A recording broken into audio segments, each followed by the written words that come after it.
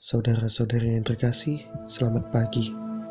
Mari kita awali permenungan kita pagi ini, Selasa 11 Agustus 2020, peringatan wajib Santa Clara, pekan biasa ke-19, dengan tanda kemenangan Kristus.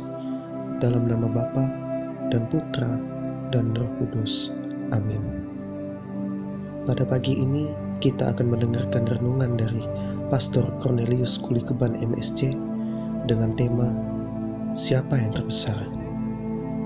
Matius bab 18 ayat 1-5, dilanjutkan ayat 10, kemudian ayat 12-14. Konsep yang terbesar dalam benak seorang anak manusia pasti berbeda dengan yang dikehendaki Tuhan. Dalam pikiran kita, yang terbesar adalah mereka yang memiliki kedudukan dalam masyarakat. Maka, dalam setiap acara, pasti yang terbesar ini diberi tempat khusus. Kepala desa atau lurah, camat, bupati, gubernur, presiden yang bertahta, dan lain-lain. Jika hadir dalam sebuah acara, pasti diberi tempat khusus, sebab mereka memiliki kehormatan tertentu bagi masyarakat kebanyakan. Namun, dalam konsep Tuhan, yang terbesar bukanlah terletak pada status dan kedudukan seseorang dalam masyarakat, tetapi kesadaran diri akan keadilannya di hadapan Tuhan dan sikap mau bertobat, mau membarui diri. Para murid bertanya, siapakah yang terbesar dalam kerajaan surga? Matius bab 18 ayat 1. Jawab Yesus sangat bertolak belakang dengan konsep kita. Terhadap pertanyaan para murid itu, Yesus dengan tegas menjawab, barang siapa merendahkan diri dan menjadi seperti anak kecil ini, dialah yang terbesar dalam kerajaan surga. Matius bab 18 ayat 4. Dengan kata lain, Yesus hendak menyadarkan para muridnya bahwa yang terbesar dalam kerajaan surga adalah mereka yang memiliki tekad untuk menjadi hina dan tak berguna di hadapan Tuhan.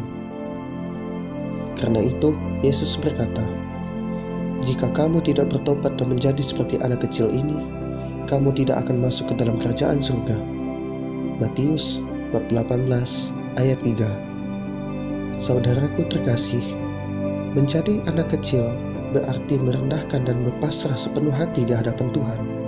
Karena kita menyadari bahwa sikap pasrah adalah sikap seorang anak manusia yang lebih mengandalkan Tuhan daripada siapapun. Yesus mengumpamakan sikap pasrah ini dengan domba yang hilang.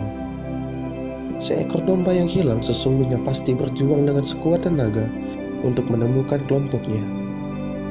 Namun, dengan kata sendiri kita tidak akan pernah mampu.